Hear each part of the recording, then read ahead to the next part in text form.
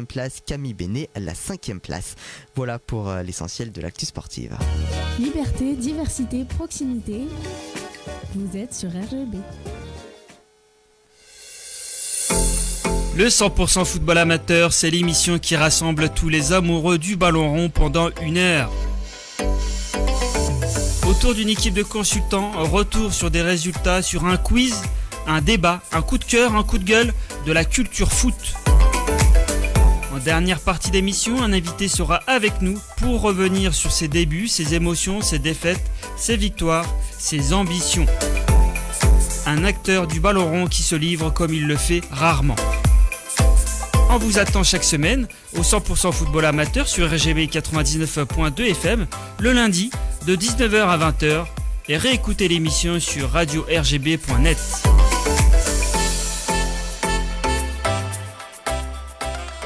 Ravi de vous retrouver dans l'émission qui rassemble tous les amoureux du ballon rond, c'est tous les lundis pendant 1 heure. Les titres de ce soir, football, famille et passion, l'univers de Marco d'Oliveira, Courbis, le feu sacré du football, Nelson Kassongo du national à la départementale 1, le chemin d'un ailier technique. Pour en parler, pour m'accompagner, bonsoir William Longuet. Bonsoir Paris. Tout va bien ? Ravi, enfin, de retour. Mais t'es toujours le bienvenu et tu le sais bien. À ta droite, Jean-Gabriel Houillon. Comment vas-tu, Jean-Gabriel ? Très bien, merci pour l'invitation Farid. Toujours un plaisir d'être là. T'as froid ou parce que t'arrêtes pas de tourner là ? Non, ça va. Tout va bien ? Tout va bien. Tout va bien. Bon, en tout cas, merci messieurs d'être à mes côtés. Mesdames, messieurs, voici le programme. Bénévole pendant 20 ans. Président de l'Omnisport depuis 3 ans. Et avant tout un ami de longue date. Le football chez lui, c'est une histoire de famille. Ce soir dans Culture Foot, le président du club de Vitry, Marco d'Oliveira, nous dévoile l'envers du décor. Bonsoir Marco. Bonsoir Farid, bonsoir à tous. Merci de m'accueillir, ravi d'être parmi vous. Grand plaisir. Partagé. Grand plaisir. Figure majeure du football français, Roland Courbis nous a quittés le 12 janvier dernier à l'âge de 72 ans. En seconde partie d'émission, William Longuet, qui l'a bien connu, lui rendra un hommage personnel.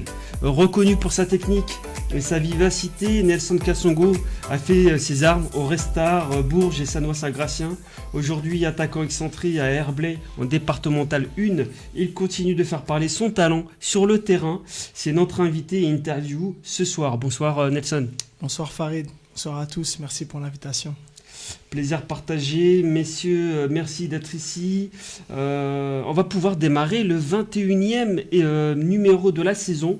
Vous êtes au 100% football amateur sur RGB 99.2 FM, c'est parti. Le 100% football amateur, Culture Foot. C'est un vrai plaisir d'accueillir aujourd'hui Marco d'Oliveira, président de l'Omnisport de Vitry depuis 3 ans, avec qui j'ai partagé de longues années au Butte-Chaumont. Tout va bien Marco ? Parfaitement bien, un peu gelé mais... Un peu gelé ? Ouais. On va essayer de te réchauffer, du mieux possible bien sûr j'entends. Comment on devient président de l'Omnisport de Vitry, ville très associative ? Alors c'est un vrai hasard, c'est un investissement personnel. C'est un club que j'ai connu il y a plus de 20 ans, puisque j'habite à Vitry-sur-Seine. Comme tout bénévole ou tout parent, je suis rentré dans l'association parce que mes enfants y étaient, ils ont commencé en pré-débutant.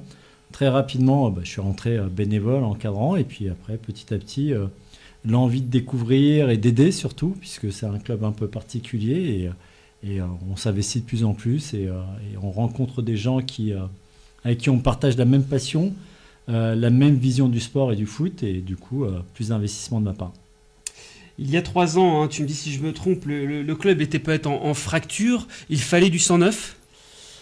Alors je parlerai pas forcément de fracture, mais effectivement, c'est un club qui a plus de 100 ans, et qui, après le Covid...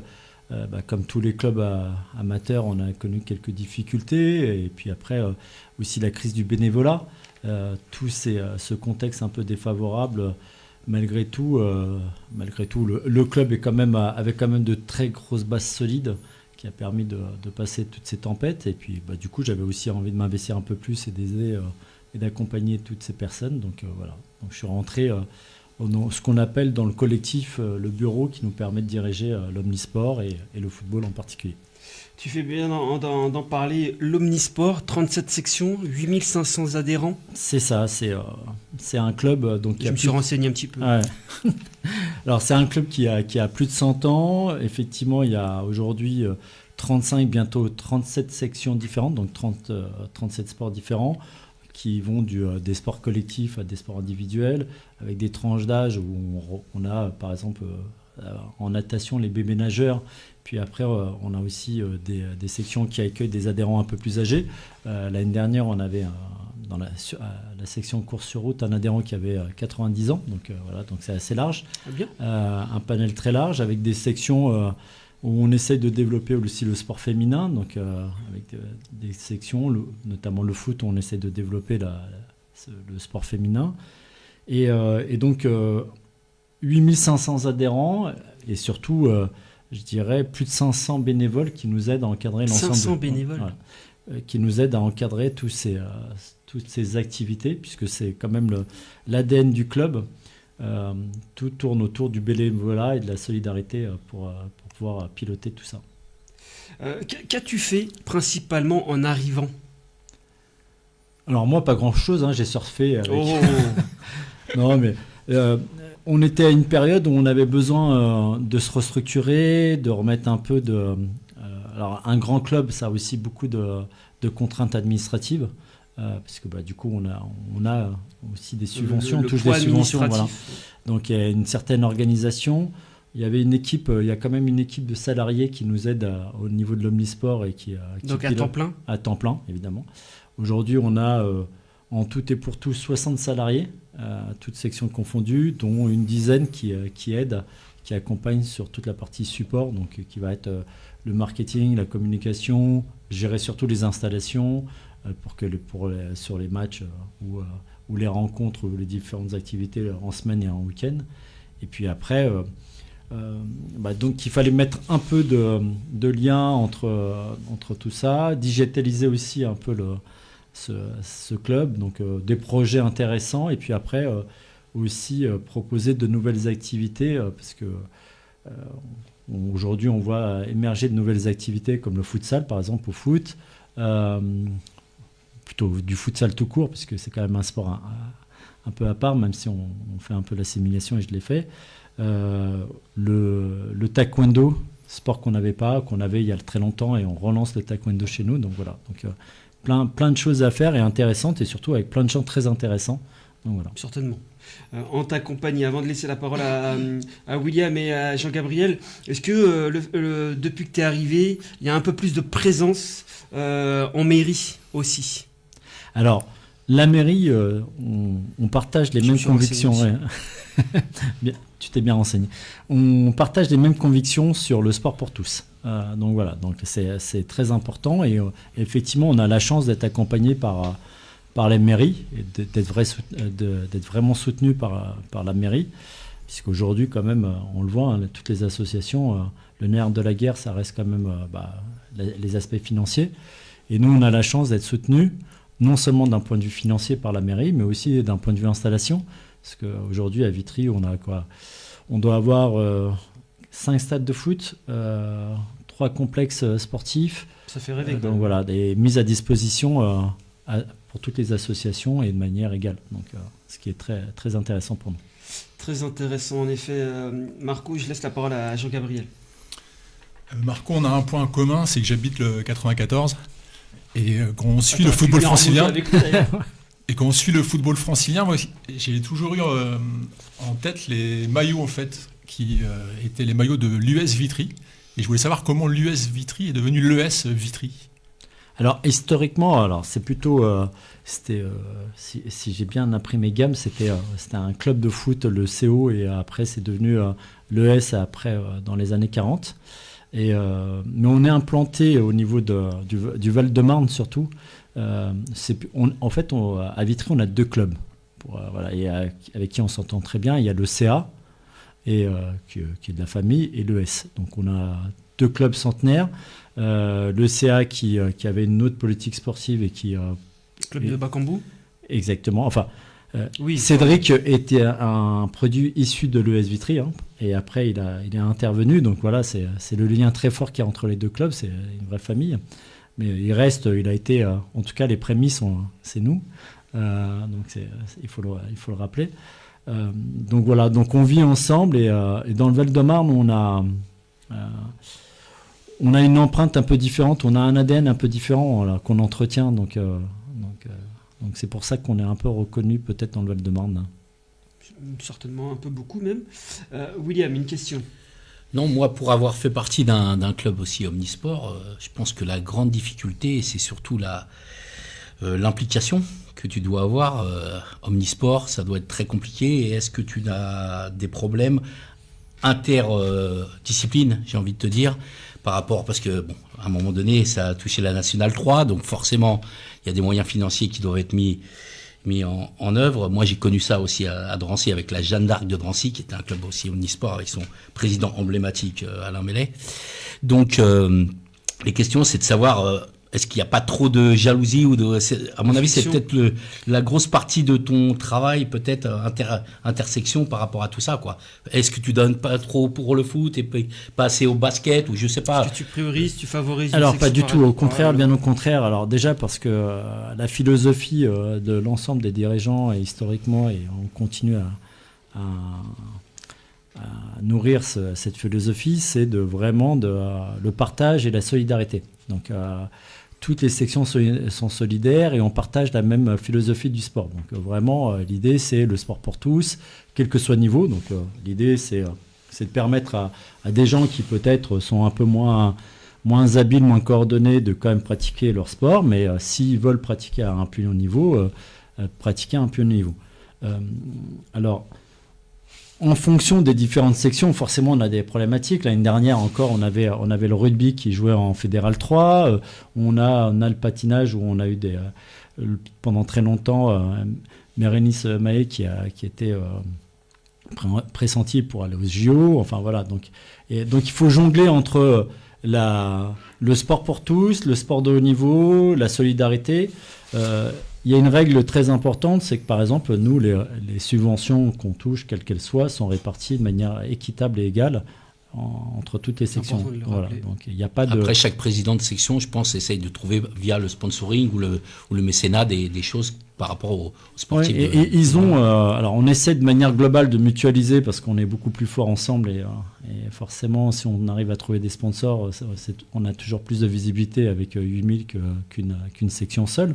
Mais effectivement, on a aussi bien une autonomie financière que sportive au niveau des sections, et donc ils ont la possibilité d'avoir des sponsorings dédiés. Mais l'idée, c'est qu'on est beaucoup plus fort ensemble et de se soutenir mutuellement.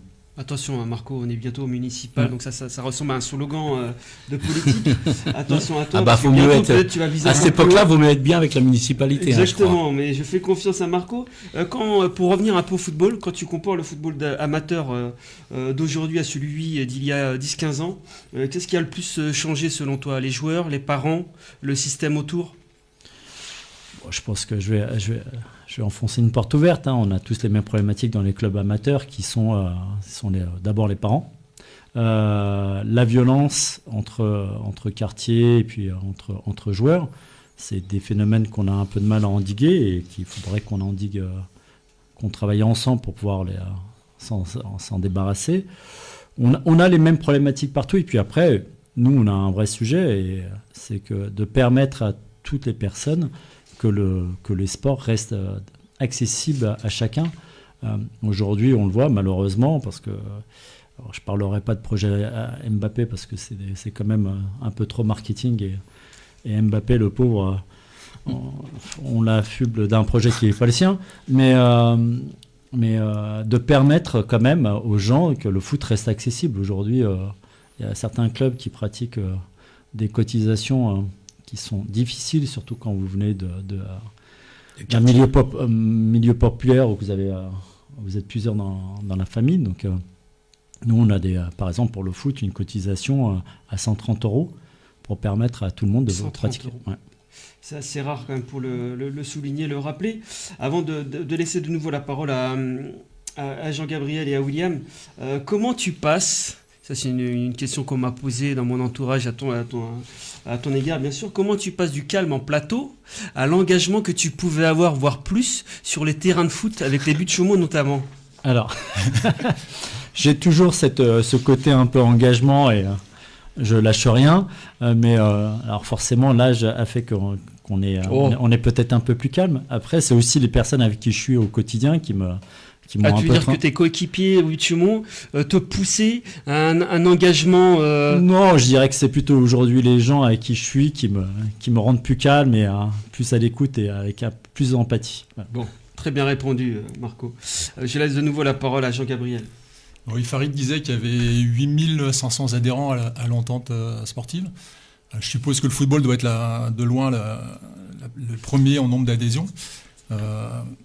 J'ai vu qu'il y avait une 50aine d'équipes, toutes catégories confondues. Comment est-ce qu'on fait jouer tout ce monde-là sur samedi, dimanche? Et au niveau infrastructure, est-ce qu'il y aurait des besoins supplémentaires à avoir?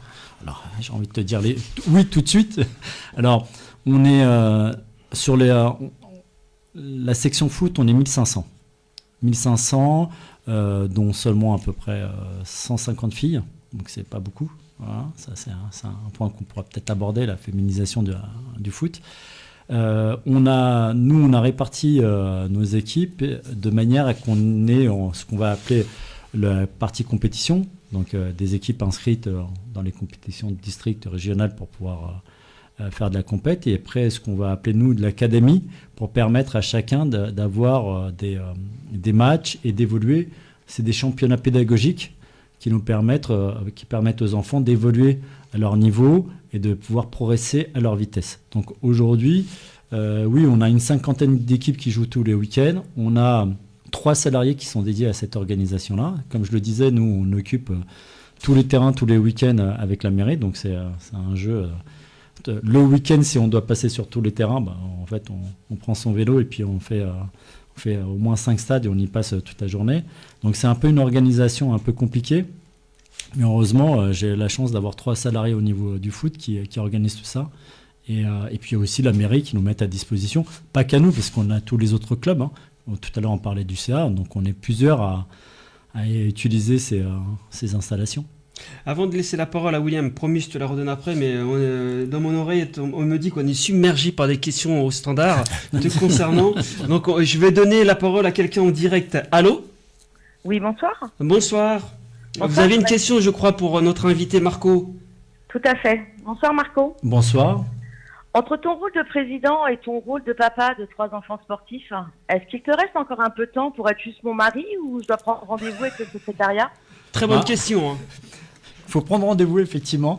Alors, effectivement, c'est... alors, tout à l'heure, on parlait de maire, de mairie, mais être président d'un club ou être de toute manière, pas que président, tout juste bénévole, ça prend aussi beaucoup de temps, en plus d'être papa. Donc, j'essaye aussi d'embarquer mes enfants dans le bénévolat.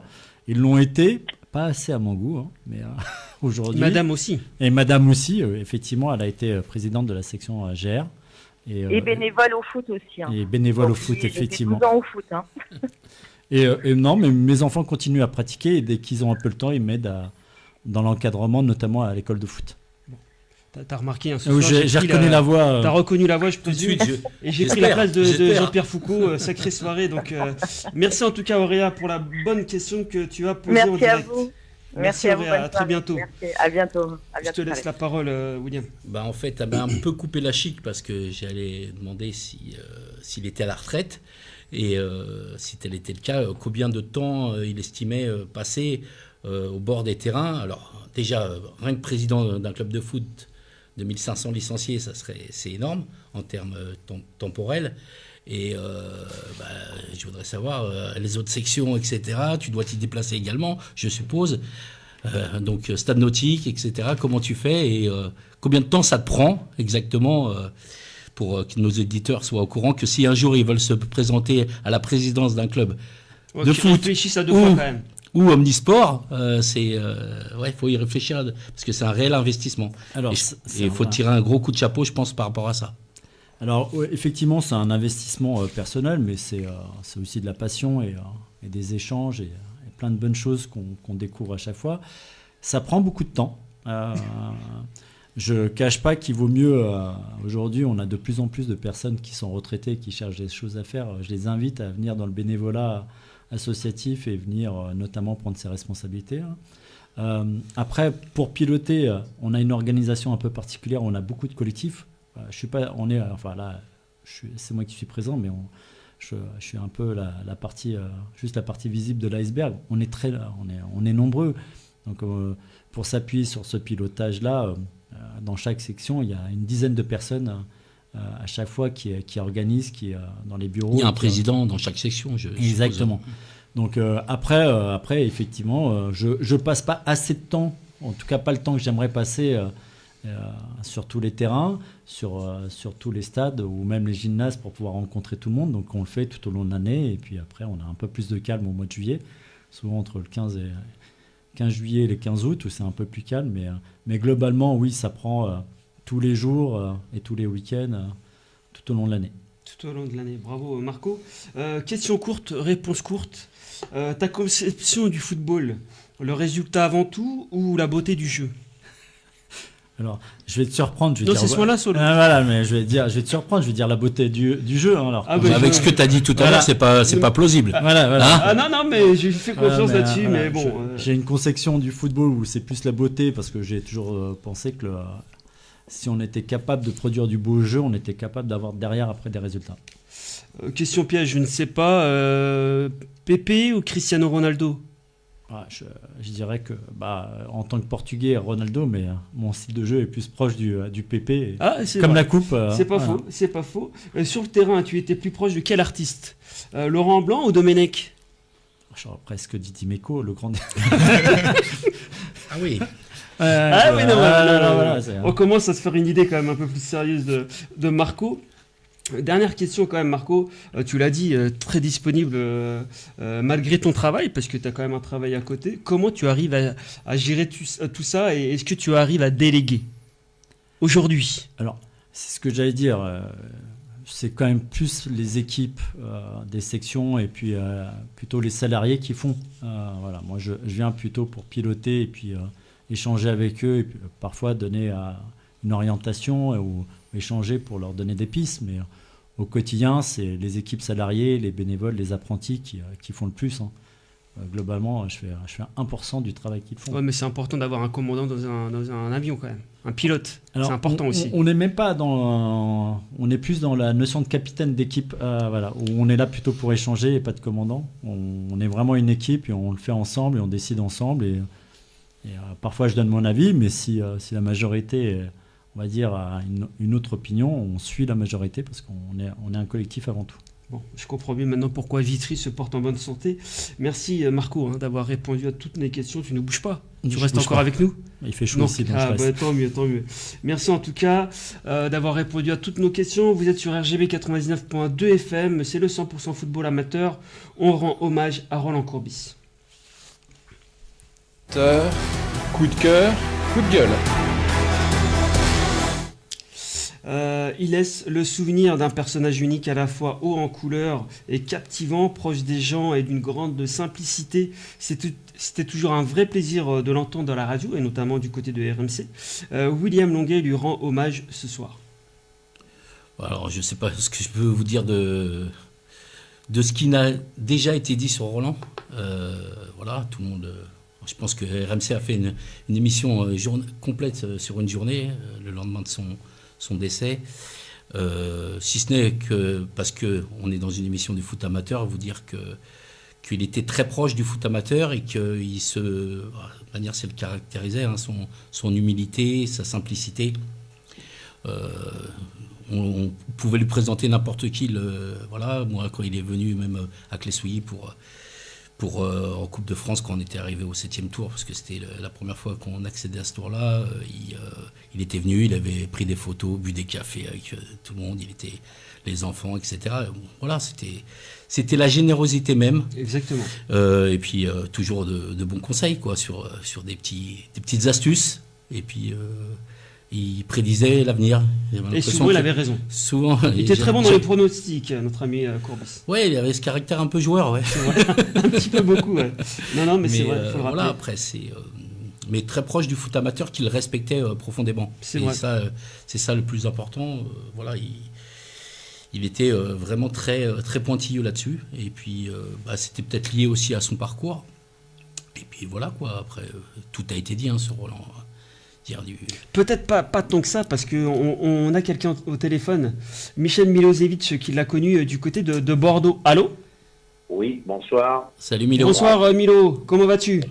Bonsoir Farid, écoute, ça va, on se défend, on s'accroche. Bonne année à tous déjà, ça a surtout plein de bonnes choses pour cette nouvelle année. Et la santé avant tout. Exactement, la santé avant tout. Tu l'as connu toi, personnellement, Roland Courbis ?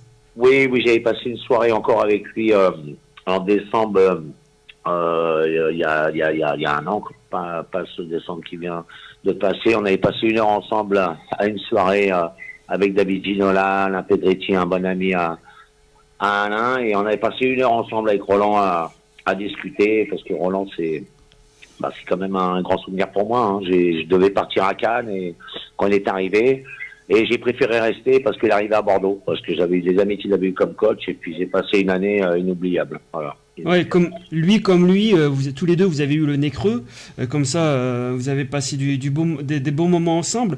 Est-ce qu'il y a quand même une anecdote qui te revient à l'idée sur un discours, sur un match avec Roland Courbis, Milo ? Il y en a plein avec Roland. Il y a plein d'anecdotes. Alors, je vais vous en raconter qu'une, il m'est resté à cœur, mais il y en a tellement. On jouait au Rami Poker, C'était un joueur, on est joué, et puis la veille du match, on était au Novotel, mais à 22h30, il fallait s'arrêter de jouer, quoi. Et quand on remontait dans la chambre, il y avait Didier Sénac, Dugas, après je sais plus qui c'est qu'il y avait encore à table qui jouait avec nous. Alors il commandait une petite boisson, c'était un Orangina, un Coca, un autre Orangina, et il me regardait, Roland, il me fait: Milo, t'es sur le banc avec moi demain, tu vas pas prendre un Orangina, tu vas prendre un whisky comme moi. J'aime beaucoup. Elle était passée au Ricard après. Voilà. Non, ouais. Non, c'est des moments inoubliables. C'était le Marcel Pagnol du football, Roland. C'est vrai. Voilà. C'est vrai. C'est pour ça que je me suis déplacé exprès pour ses obsèques. Et vraiment, il a mis un hommage extraordinaire. Vraiment, c'était émouvant au niveau de la cérémonie. Et comme il l'a dit, comme il vient de nous le dire, notre coach préféré, William, c'est vrai qu'ils avaient fait une journée entière pour RMC. Je pense qu'il mérite, parce que il était proche du monde de l'amateur, très très proche aussi. C'est un passionné, il n'y a pas de secret. Roland, vous le branchez sur le foot, vous passez toute la nuit avec lui à discuter. Voilà. C'est clair. Voilà. Très bien. Merci Milo d'être passé sur RGB 99.2 FM. Merci à vous, et puis bonne soirée. C'est quoi ton actualité, Milo ? T'es revenu de l'Italie ou pas ? Oui, je suis ici. Non, j'attends que le téléphone il sonne, parce qu'on m'appelle toujours au début. Voilà, on va faire une annonce. Il y a Vitry qui est sur toi. Mais en tout cas, t'es le bienvenu. Si tu veux venir dans l'émission, t'es le bienvenu, Milo. Je viendrai, Farid, promis. Super. Promis.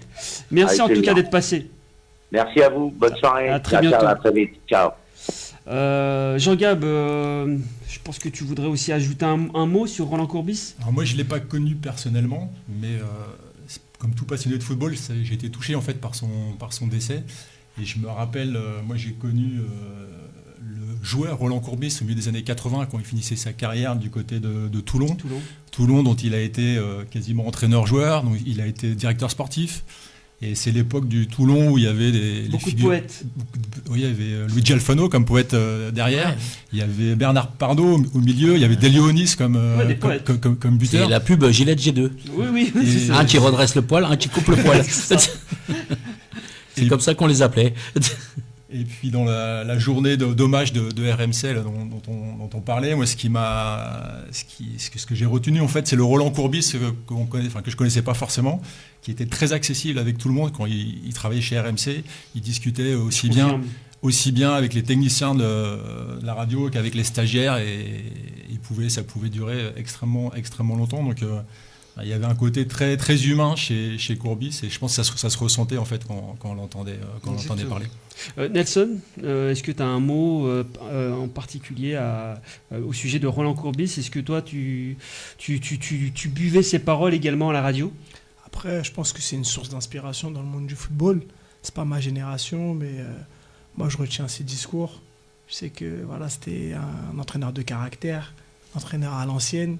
C'est vrai que maintenant, les nouvelles générations, faut un peu les caresser dans le sens du poil. Et lui, c'était pas du tout son mot d'ordre. Donc, grand homme du football et puis qui repose en paix. Exactement. En tout cas, il aurait été sélectionneur du Maroc. Je peux te dire qu'il n'y avait pas de Panenka là. Parce qu'il aurait dit il t'aurait dit le 5e tireur, faut que ça soit un gaucher parce que le pied des droitiers, il a abîmé le côté là, ça peut le rater. Donc, faut mieux faire tirer en 5e toujours un gaucher. C'est vrai. Et Brahim Diaz serait certainement rentré tout de suite dans le vestiaire. Marco, peut-être un mot peut-être sur Roland Courbis. Écoutez, Roland Courbis, c'était un vrai passionné et c'est ce type d'entraîneurs et de passionnés qui ont rendu ce sport populaire et qui le rendent qui font encore rêver les jeunes. Donc voilà, c'est un monsieur, c'était un grand monsieur du football et paix à son âme. Paix à son âme, exactement, il va nous manquer. Mais c'était important ce soir de lui passer un petit message de soutien, oui. Les émissions chez RGB passent très vite. Mais je peux te dire que tu restais avec Roland 10 heures, tu avais l'impression que tu étais resté 10 minutes.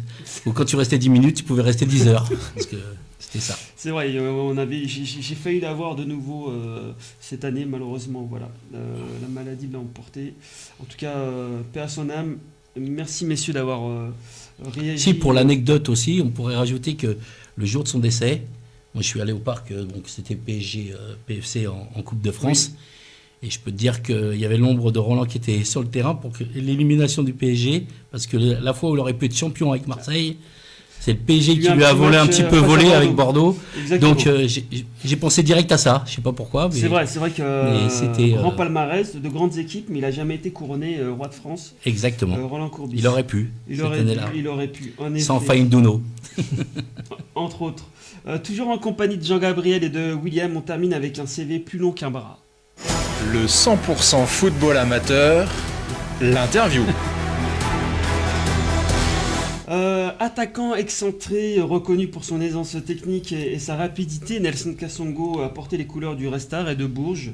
Il poursuit désormais sa passion du côté de Herblay en départemental où son talent reste un atout pour l'équipe. Nelson, tu as commencé le foot, tu me dis si je me trompe, à l'USA Clichy. C'est ça. C'est ça. Pour toi, le football, c'était une évidence dès le départ? Non, c'est venu comme ça, jouer avec les copains, et puis foot plaisir. Et petit à petit, j'ai gravi les échelons, on m'a trouvé bon, j'ai vu que j'avais un petit truc, donc j'ai un peu poussé. Voilà. Un petit truc, en effet. Si tu devais définir le mot football, qu'est-ce que ça représente pour toi? Plaisir. Voilà, le plaisir avant tout.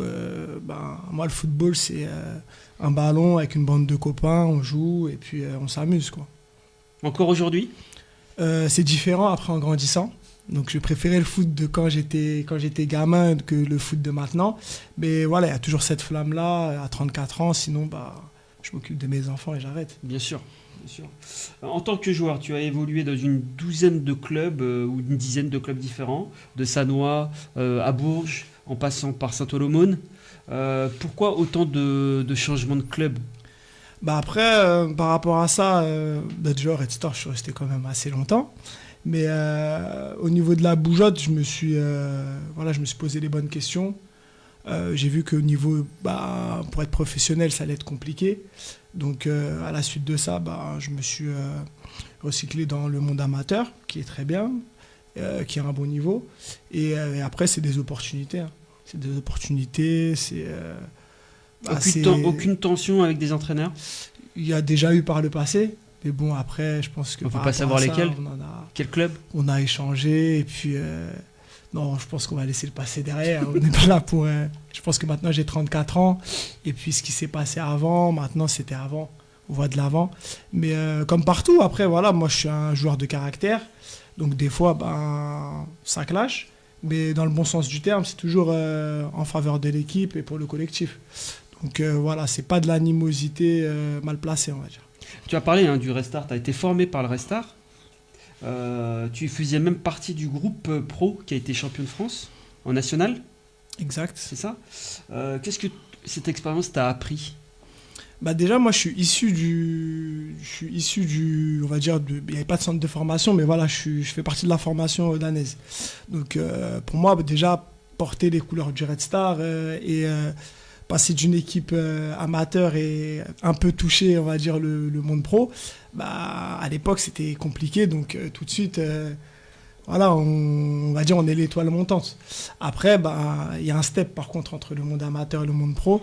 Quel step? C'est intéressant. Quel step? C'est peut-être aussi le travail, l'entourage, c'est l'accompagnement aussi. Voilà, c'est qu'il faut s'entourer des bonnes personnes. Moi, à l'époque, je sais que maintenant, les jeunes, ils sont vachement encadrés, il y a beaucoup de suivi. C'est peut-être ça qui a manqué à l'époque justement que je passe ce step-là. Parce que je pense que les qualités, je les avais. Mais après, tout ce qu'il y avait autour, au niveau de la rigueur, l'hygiène de vie et aussi l'accompagnement, je pense que c'est ça qui a fait que peut-être j'ai pas passé le step supérieur. Dans tes propos, j'entends un peu d'amertume quand même. Non, parce qu'en vrai, je regrette pas mon parcours. Je suis content quand même de ce que j'ai fait. Je trouve que j'ai quand même fait des belles choses. Et puis, la vie m'a offert autre chose. J'ai des enfants, j'ai une vie de famille, j'ai un bon travail. Et je fais toujours ma passion, le football. Non, mais peut-être que ta vie, elle aurait pu basculer dans le monde pro.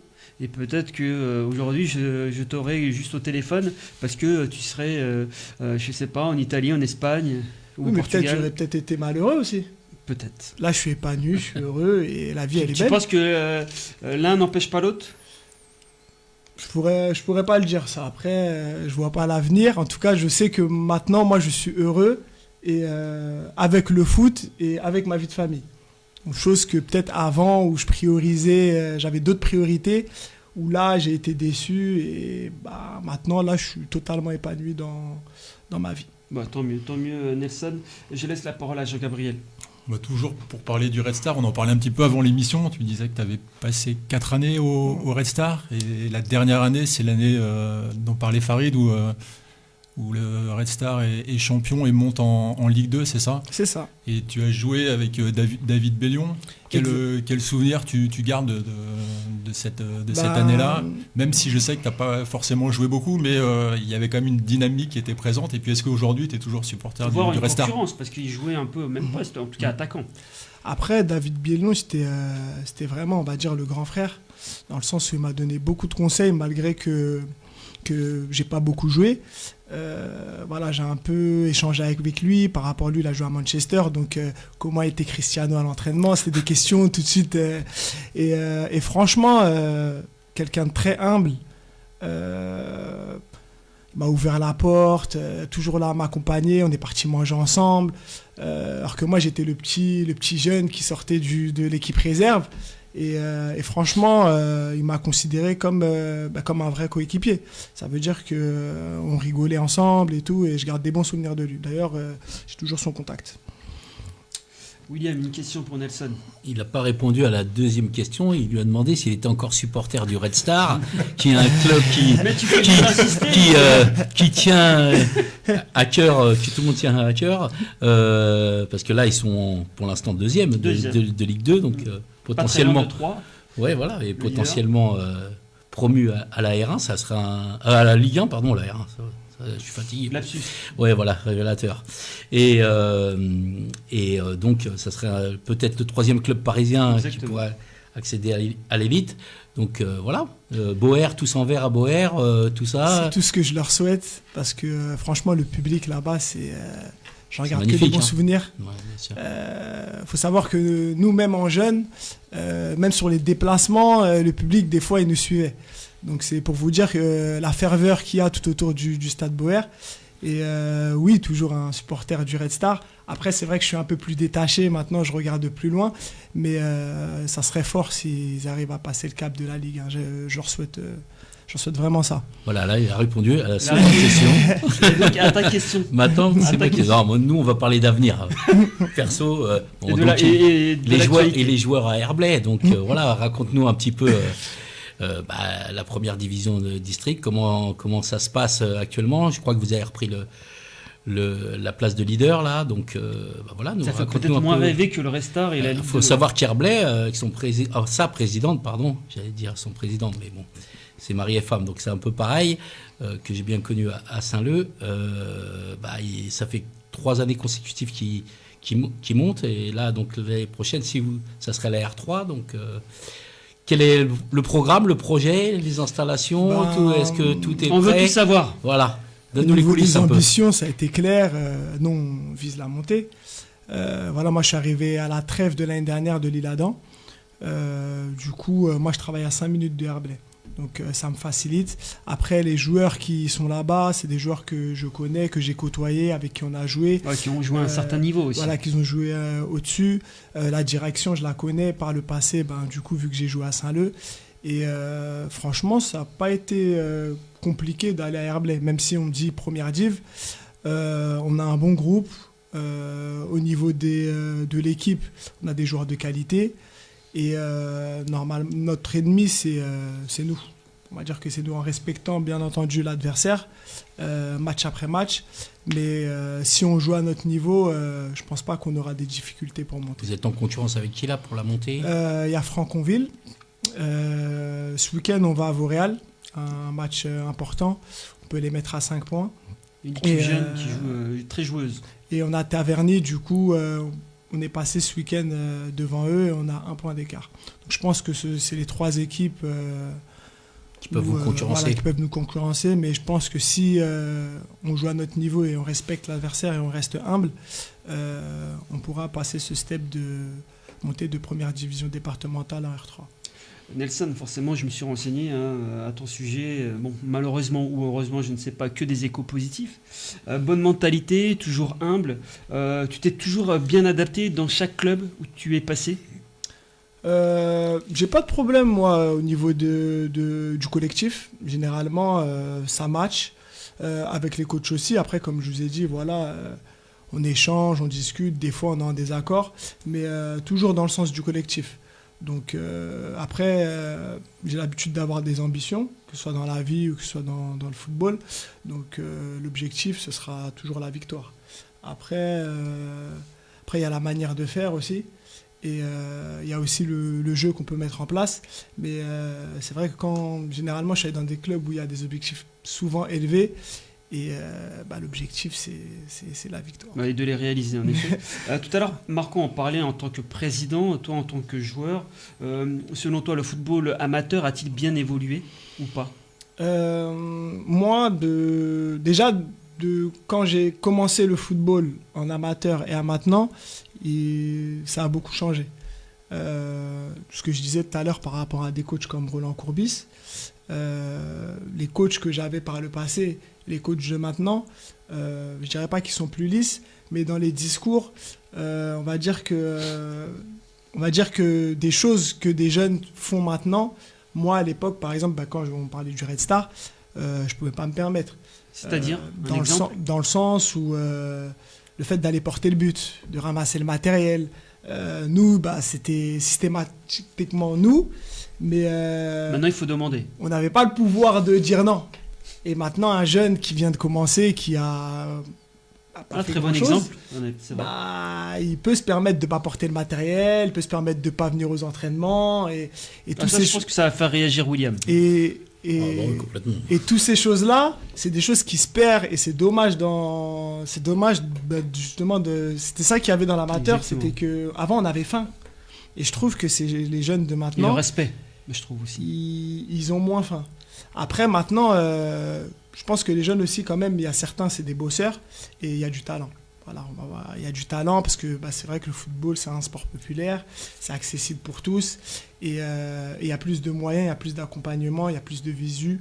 Donc, automatiquement, ça me fait plaisir maintenant de voir des jeunes de R1 qui passent directement en Ligue 1, en Ligue 2, chose qu'il y avait moins par le passé. C'est vrai, le talent se renouvelle tous les ans et n'importe où. Jean-Gabriel, une nouvelle question pour Nelson? Oui, tu as la réputation depuis quelques saisons là, d'être un goléador, mais ça n'a pas toujours été le cas. Qu'est-ce qui fait que à un moment donné, on se met à marquer but sur but? Déjà, au niveau du physique, je cours moins qu'avant, donc il faut plus jouer avec la tête. Et après, je pense que c'est lié, la vie perso et la vie professionnelle, dans le sens où une fois que tu es épanoui et que tu as trouvé ton rythme de croisière, tu te sens mieux dans la tête, tu te sens mieux dans les jambes. Et du coup, après, tu prends du plaisir. Tu prends vraiment du plaisir. Le foot que je pratique maintenant, il est différent du foot que je pratiquais il y a 10 ans. T'as combien de buts là cette année? Là, je suis à 7. D'accord. Donc, objectif 15. Après, on verra. Et tu es repositionné avant-centre? Là, ce week-end, ça fait 2-3 matchs que je suis devant. Dis pas tout, parce que pour Vauréal. Tu penses à L'Oréal et Ah, d'accord, ok. Et ça va, je reste sur ce week-end un triplé, le week-end dernier doublé. C'est plutôt pas mal. Ah oui, donc il faut. Alors 7 buts, dont 5 en 2 matchs. C'est plutôt pas mal. Il faut passer le message à Vauréal, un marquage à la culotte. Attention. Non, mais après, pour rebondir par rapport à ce qu'il dit, par rapport aux nouvelles générations, moi qui suis retombé dedans depuis maintenant 1 an et demi en tant que coach, enfin depuis 1 an, puisque j'ai repris à la mi-saison l'année dernière, c'est vrai que les tempéraments et puis les générations sont complètement différents. Vous gagnez un match, ça m'a choqué encore assez récemment, vous gagnez un match, vous rentrez dans le vestiaire, ils sont déjà sur le portable. Et on parlait, Milo est intervenu tout à l'heure, mais l'autre fois il me racontait, il avait perdu un match 2-1, et le joueur est venu le voir en disant « Coach, ils m'ont pas attribué le but ». On en est où là, putain, c'est incroyable, mais bon voilà, faut vivre avec son époque, et puis toutes les problématiques liées à la violence, etc. Donc c'est l'époque des réseaux sociaux, qu'est-ce que vous voulez, tous les problèmes qui viennent, et puis toutes les stats. Alors là, l'autre il gagne, il met tout de suite alors je vais oublier les noms, les stats, excusez-moi les jeunes, les snaps, les trucs, voilà quoi, faut vivre avec son temps, on me dit, on vit, qu'est-ce que tu veux. Nous, par contre, les perdants, ils ramassent le but. Ça, c'est inéluctable. Ils n'ont pas le choix. Ils ne le ramassent pas souvent. Ils n'ont pas le choix. Et j'ai gardé les anniversaires, mais c'est pareil, les anniversaires de chaque fin de mois, normalement, les natifs du mois doivent payer les pizzas à tous les joueurs. Mais les joueurs, ils prennent. Si, ils viennent, ils prennent une pizza, ils s'en vont. Ah oui. Ça communique pas. Non, c'est vrai. Et j'ai un de mes coachs, je vais lui faire un petit clin d'œil, mais qui a instauré un petit truc sympa, c'est que l'autre fois, ils ont fait un repas commun en U18, et à l'entrée, il a pris tous les portables. D'accord. Pour qu'ils puissent quand même échanger, et j'ai trouvé ça très intéressant et très bien au niveau de l'enseignement qui peut leur apporter. Exactement. Bon, moi je le rappelle aussi à nos auditeurs auditrices, c'est que quand je jouais encore au But-sur-Mont, on était très fort aussi à la 3e mi-temps, et on était ça en vétéran, tout le monde est fort à la 3e mi-temps. Ah bon, on était des experts. Ah ouais. On était invaincu à domicile. Ah ouais, limite niveau Champions League. C'est vrai, de ce côté-là on était pas mal. On ramenait du monde, parfois même des adversaires contre qui on ne jouait pas. Qui restait au stade. Voilà, exactement. Ouais. Et si on pouvait faire des déplacements. En plus. Nelson, dernière question. Faut-il descendre tout en bas, jusqu'en départemental 1, pour garder le plaisir de jouer? Non, le plaisir, on peut le trouver même plus haut. Là, c'était vraiment... ou plus bas. Un plus haut, plus bas, à voir. Après, moi, c'était vraiment le projet du club, et surtout, là-bas aussi, j'ai des amis. Donc, c'est vraiment une bande de potes qui veut faire monter le club, qui jouent ensemble le week-end, qui prennent du plaisir. C'est vraiment dans cette optique-là, au-delà du niveau. Ça aurait pu être de la R1, de la R2, de la R3. J'étais à L'Isle-Adam, j'ai fait la première partie de saison en R1. Et à la trêve, je suis parti à Herblay en D1. Donc, c'est vraiment... On ne nous dit pas tout. C'est juste pour ça. Au contraire, William, si tu sais des choses, non, moi je sais rien. S'il veut les avouer, il a le droit. Mais voilà, donc c'est pour vous dire que le niveau, c'est vraiment pour le plaisir et la bande de copains, et justement ce plaisir d'amener ce projet le plus haut possible. Projet plus haut possible. Moi, j'aimerais aussi qu'on s'attarde quelques instants sur Maxime Petain, qui est coach. C'est ça. C'est pas simple, pas parce qu'on joue en départemental 2 ou 1. Les objectifs du club sont élevés. Un effectif avec des joueurs qui ont joué à un certain niveau. Quel est ton regard sur le coaching de Maxime ? Au niveau de son coaching, je trouve que au niveau de l'approche des joueurs, on a une bonne relation, dans le sens où il crée des moments conviviaux, ensemble. Après les entraînements, on va regarder les matchs. Après, au niveau de... Donc c'est plus un manager qu'un coach ? Voilà, c'est ça. Après, il a un adjoint aussi, où justement, lui, il est plus axé sur tout ce qui est tactique, sur les séances. Et le groupe vit bien. Ça veut dire que quand le groupe vit bien et quand les victoires vont avec, c'est toujours plus simple. C'est ce que j'allais dire. Ouais. Quand t'es premier, normalement, ça vit bien. Ouais, voilà. Quand t'es dernier, ça vit un peu moins bien. Ah oui, on est d'accord. Ton repositionnement, c'est lui qui l'a envisagé ou c'est toi qui lui as demandé ? Déjà, ça faisait 2-3 ans où je me suis un peu réaxé, parce que jouer sur le côté, ça demande beaucoup d'efforts. Donc, et après, ça s'est fait naturellement. Je pense qu'au fil des matchs, je repiquais souvent dans l'axe. Et après, il a essayé, il a vu que ça a fonctionné, il a surfé sur la vague. D'accord. Donc, prochain attaquant dans ton équipe, William, ou pas ? Moi, je suis ouvert à... Tant que... Mais je pense qu'il mange bien portugais avec les merveilles du Portugal, avec notre ami Manu. Et pas que, mais c'est vrai que... Quand il disait les repas après match, t'as compris que c'était... Oui, c'était les acras de morue, etc. Et pas que ça. Mais c'est vrai qu'a priori, il habite à côté, donc c'est plus simple, vous travaillez à côté. Je travaille à 5 minutes. Voilà. Il y a des clubs quand même, il y a d'autres clubs. Oui, il y a d'autres clubs, je sais. Non, à part si tu lui trouves un travail à 5 minutes de ton terrain. Oh non, là, ça sera compliqué. Là. Je suis vraiment loin. C'est vrai ? Je m'en aperçois quand je suis venu. C'est vrai. Non, mais en tout cas, merci. Non, peut-être dernière question, Jean-Gabriel. Non, on parlait de coaching à l'instant. Est-ce que, une fois le temps de joueur passé, t'as le temps. Je sais pas, dans 4-5 ans, est-ce que c'est quelque chose dans lequel tu t'envisagerais éventuellement de poursuivre ou de rebondir Pour l'instant, ça m'est pas venu à l'esprit. Après, je pense que ça va plus venir par mes enfants. J'ai 2 garçons. Si je vois que eux, ça les intéresse de jouer au foot, pourquoi pas. Mais là, pour l'instant, je préfère profiter avec eux. Le foot, ça prend du temps, les séances, le week-end, et ça râle à la maison. Donc, moi aussi, j'aimerais bien aller les voir jouer, m'amuser avec eux, trouver des temps. Et après, on verra par la suite. Ils ont quel âge ? C'est vrai que... J'ai une fille de 6 ans, un garçon de 2 ans et demi et le dernier 3 mois. Là. Ah oui, c'est tout frais, ouais. Voilà. Ouais, t'as le temps encore, t'as encore le temps. T'as 2 bonnes saisons. Mais attention à toi. Tu peux marquer des buts jusqu'en R1. Tu peux marquer des buts. Piqué par ça, on ne peut plus faire sans. D'ailleurs, je ne sais pas si c'est ton cas, mais ça le sera peut-être dans quelques années, mais je voulais terminer par ça pour Marco. Je sais que dans la famille, vous avez un défi. Est-ce que tu peux nous le rappeler, Marco ? Alors, le défi, c'est savoir tous les week-ends qui va être le dernier marqueur. Voilà, donc effectivement, à date, c'est moi le dernier marqueur. J'ai marqué de l'épaule, mais ça compte. C'est pas juste, tu joues le matin, toi. S'il joue l'après-midi... Et il voit pas en plus. Ça n'a pas été filmé, donc effectivement, on a un défi, on se motive, on en rigole de savoir qui marque le dernier but de la semaine. Il paye le resto. C'est vraiment une histoire de famille. Hein. Il y a un repas de famille. En général, c'est quand même moi à la fin qui paye. Mais c'est encore un peu jeune. Pas très correct. Hein. Je suis le papa, c'est normal. Mais en tout cas, Nelson, si un jour tu veux encadrer, t'es bienvenu en bénévole chez nous. N'hésite pas et on accompagne tous nos bénévoles dans les certifs.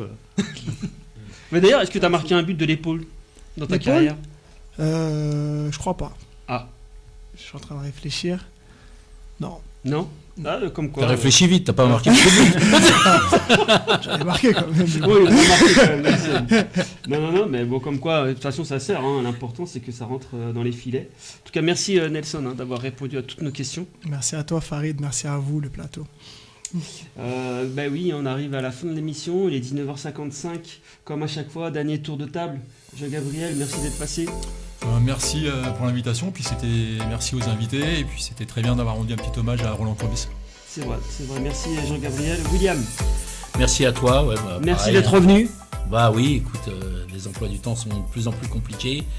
On arrive dans une période un peu on va dire élective, hein, c'est ça, vrai, hein, c'est c'est bientôt le moment, donc on est de plus en plus pris, c'est très, très prenant, le foot est prenant, la vie professionnelle est prenante, et voilà. Mais en tout cas, c'est toujours un plaisir de venir, et puis voilà, je pouvais pas passer à côté de l'hommage pour Roland, quoi. Exactement. Voilà, qui nous regarde de là-haut et qui envoie que des bonnes ondes pour le football, qu'il soit professionnel ou amateur.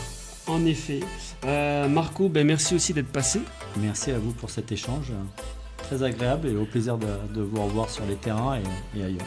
Le terrain, ça va être compliqué, mais la troisième mi-temps peut-être, et en plateau certainement. Et mot de la fin pour toi, Nelson. Merci à vous déjà pour votre accueil et merci à toi particulièrement Farid parce que ça fait des années que tu me suis et je suis content pour la première fois d'être venu sur ton plateau. Ce sera un plaisir de revenir. Nouveau plateau. Nouveau plateau en effet, en tout cas plaisir partagé. Merci messieurs d'être venus. Voilà, l'émission arrive à sa fin, j'espère qu'elle vous a plu. N'hésitez pas à l'écouter en podcast. Merci à Milo qu'on a eu tout à l'heure au téléphone. Merci à Axel et Damien pour la technique toujours au rendez-vous. Abonnez-vous. Merci à Humide de m'avoir accompagné. À Humide également et JM également qui est parmi nous ce soir. N'oubliez pas de vous abonner sur les réseaux sociaux. Et pour ma part, je vous donne rendez-vous la semaine prochaine pour un nouveau rendez-vous à la même heure. Et n'oubliez pas, d'ici là, le football, ce n'est que du plaisir. Ciao.